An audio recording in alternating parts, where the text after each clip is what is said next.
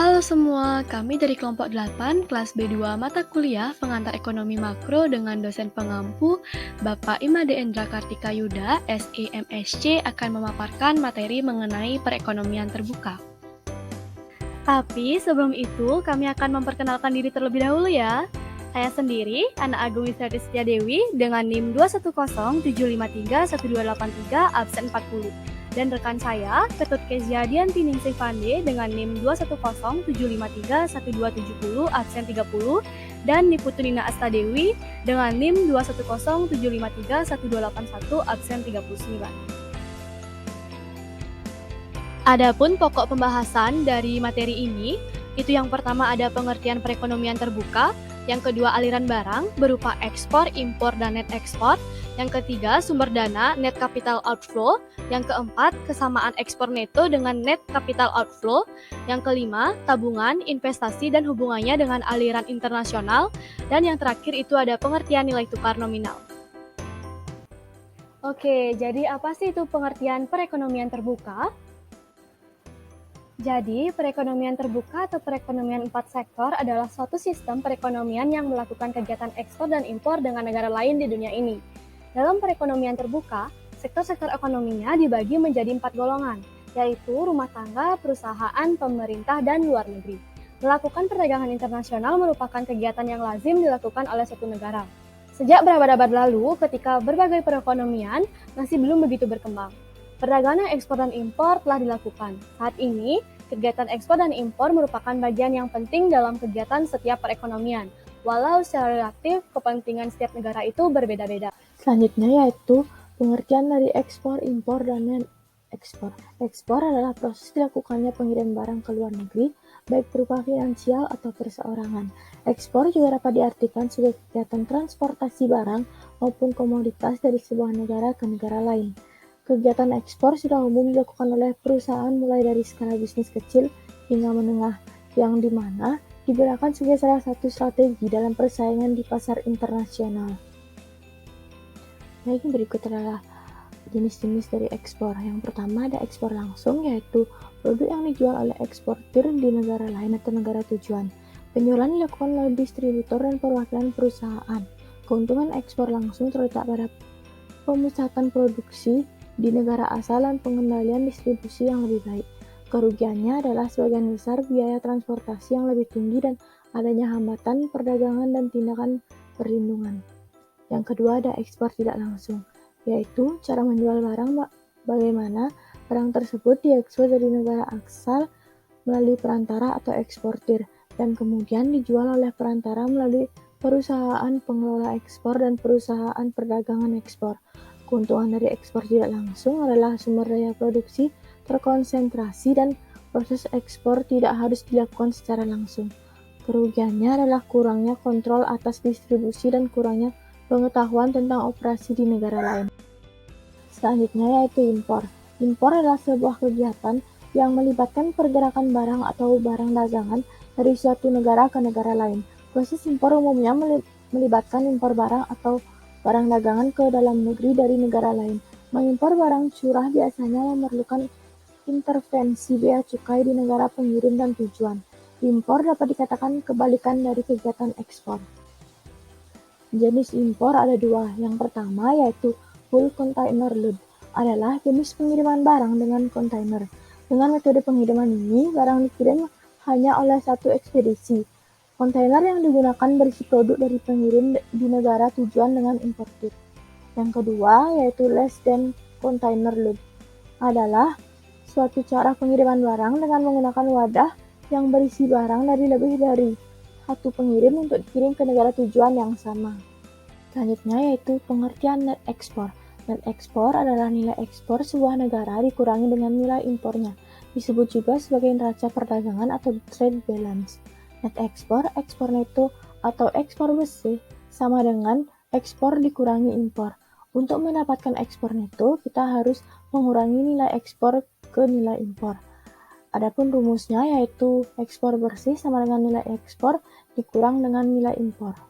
Faktor yang mempengaruhi ekspor dan impor. Yang pertama adalah selera konsumen. Dalam beberapa tahun terakhir, banyak orang menjadi tertarik dengan produk luar negeri. misalnya kosmetik dari Korea atau minat teratas merek asing. Yang kedua, kurs nilai tukar mata uang domestik. Faktor umum yang mempengaruhi ekspor dan impor adalah masalah nilai tukar terhadap mata uang nasional. Dikatakan juga bahwa nilai tukar dapat menentukan berapa banyak mata uang lokal yang dibutuhkan untuk membeli sejumlah mata uang tertentu. Yang ketiga, tambahan biaya selama proses impor dan ekspor. Pasalnya, barang yang masuk ke suatu negara harus melalui banyak proses dan biaya tinggi yang mempengaruhi harga jual. Yang keempat, harga yang ditawarkan di dalam dan di luar negeri. Harga yang ditawarkan di sini bervariasi secara nasional dan internasional. Bagi eksportir dan importir, hari ini normal. Yang kelima, pendapatan konsumen. Opini konsumen juga mempengaruhi impor dan ekspor.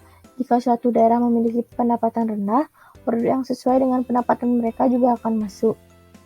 Yang keenam, kebijakan pemerintah terhadap perdagangan internasional. Faktor lain yang mempengaruhi ekspor dan impor yaitu pertanyaan tentang kebijakan pemerintah dalam perdagangan nasional. Ada banyak aturan dalam menjalankan bisnis impor dan ekspor, tidak hanya peraturan nasional, tetapi juga peraturan negara yang memutuskan. Selanjutnya, faktor-faktor yang mempengaruhi ekspor bersih atau net ekspor. Yang pertama, pertumbuhan ekonomi mitra dagang. Jika pertumbuhan ekonomi mitra dagang meningkat, maka diperkirakan permintaan produk dalam negeri akan meningkat. Oleh karena itu, nilai ekspor neto diperkirakan akan meningkat atau pulih. Sebaliknya, ketika pertumbuhan ekonomi melambat, ekspor cenderung menurun. Yang kedua, pertumbuhan ekonomi domestik.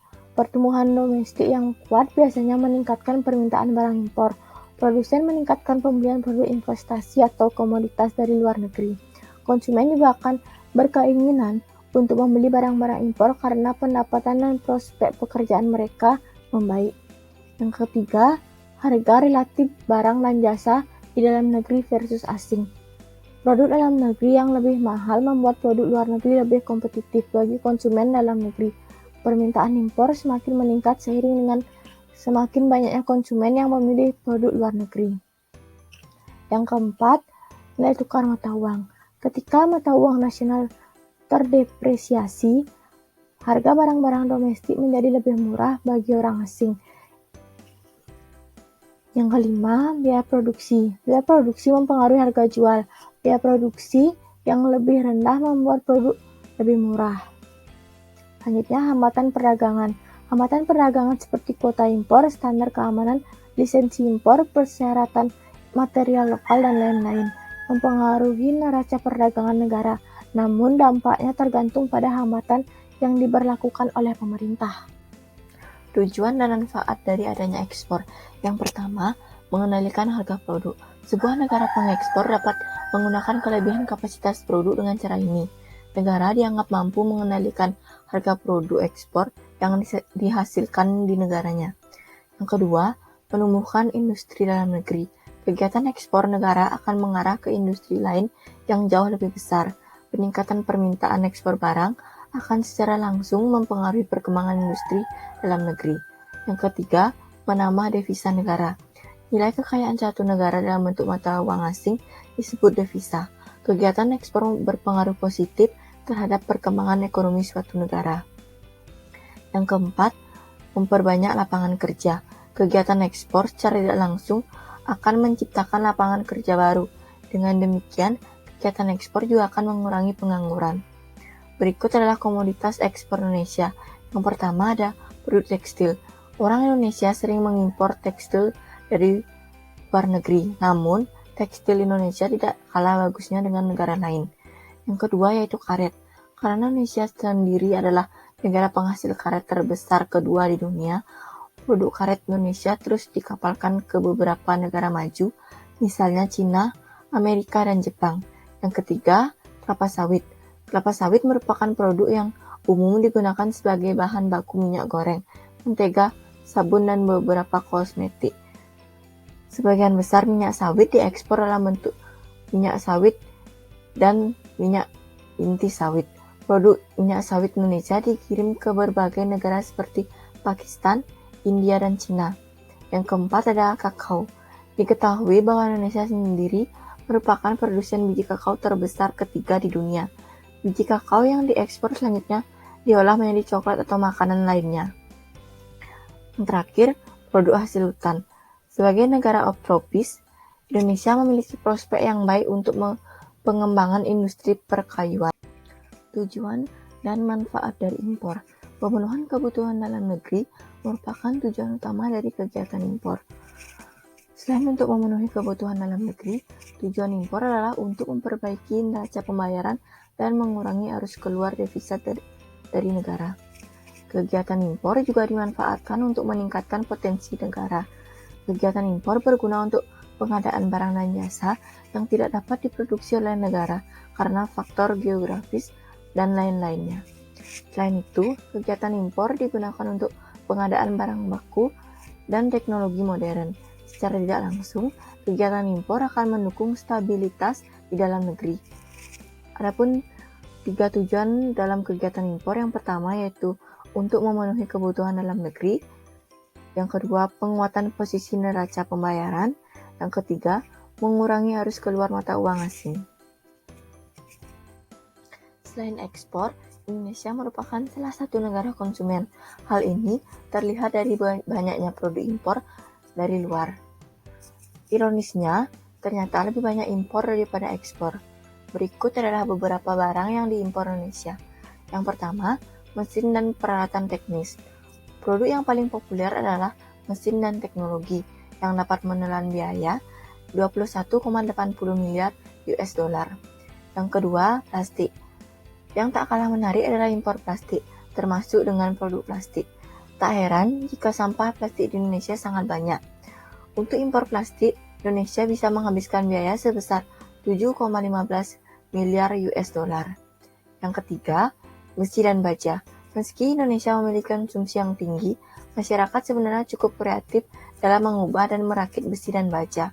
Maka, tidak heran jika permintaan besi dan baja juga menjadi komoditas impor Indonesia. Setiap impor baja dan besi, Indonesia dapat membayar sebesar 6,84 miliar US dollar. Selanjutnya, kendaraan dan bagiannya. Sebagai konsumen kemakmuran dan gengsi, tidak mengherankan jika Indonesia mengimpor kendaraan dan bagiannya.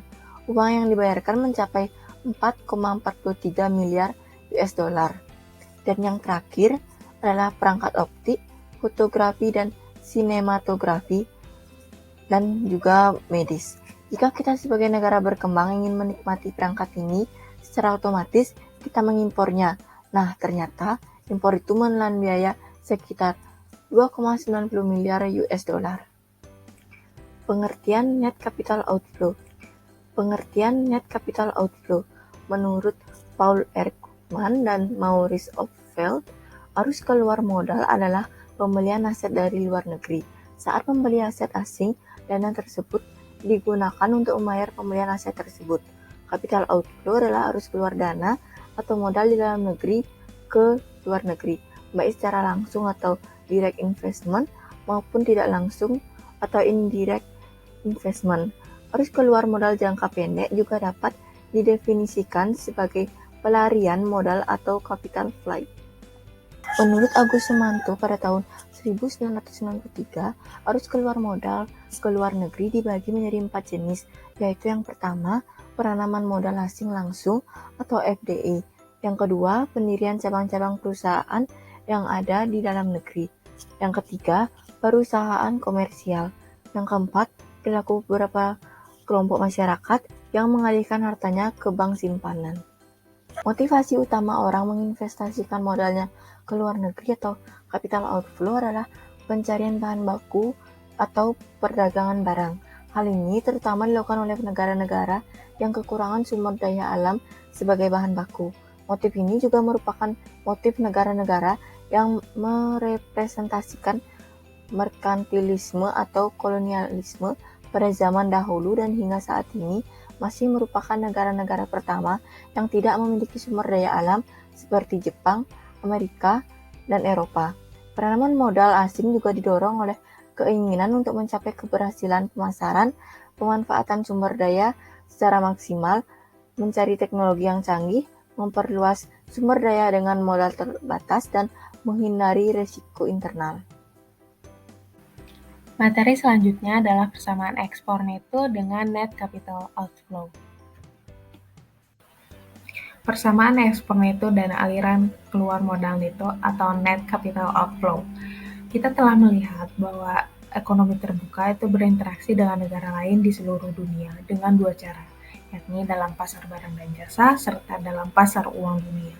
Ekspor neto dan aliran keluar modal bersih itu masing-masing mengukur jenis ketidakseimbangan dalam pasar-pasar ini, di mana ekspor neto itu mengukur ketidakseimbangan antara ekspor dan impor suatu negara, sedangkan aliran keluar modal neto mengukur ketidakseimbangan antara jumlah aset asing yang dibeli oleh warga domestik dan jumlah aset domestik yang dibeli oleh orang asing. Fakta yang penting menyatakan bahwa untuk sebuah ekonomi sebagai satu keseluruhan, ketidakseimbangan ini harus mengimbangi satu sama lain, yakni aliran keluar modal neto atau NCO selalu sama dengan ekspor neto atau NX. Di mana persamaannya kita bisa lihat di layar saat ini adalah NCO sama dengan NX. Persamaan ini ada karena setiap transaksi yang mempengaruhi salah satu sisi persamaan itu juga mempengaruhi sisi lainnya dengan jumlah yang persis sama. Persamaan ini adalah sebuah identitas, di mana sebuah persamaan yang harus ada karena cara variabel ditentukan dan diukur dalam persamaan tersebut. Baik, selanjutnya kita lanjutkan dengan materi tabungan, investasi, dan hubungannya dengan aliran internasional. Tabungan dan investasi suatu negara sangat penting untuk pertumbuhan ekonomi jangka panjang. Seperti yang kita lihat di bab sebelumnya, tabungan dan investasi sama dalam perekonomian tertutup. Namun masalahnya tidak sesederhana dalam perekonomian terbuka. Sekarang, mari kita pertimbangkan bagaimana tabungan dan investasi terkait dengan arus barang dan modal internasional yang diukur dengan ekspor neto dan arus keluar modal neto.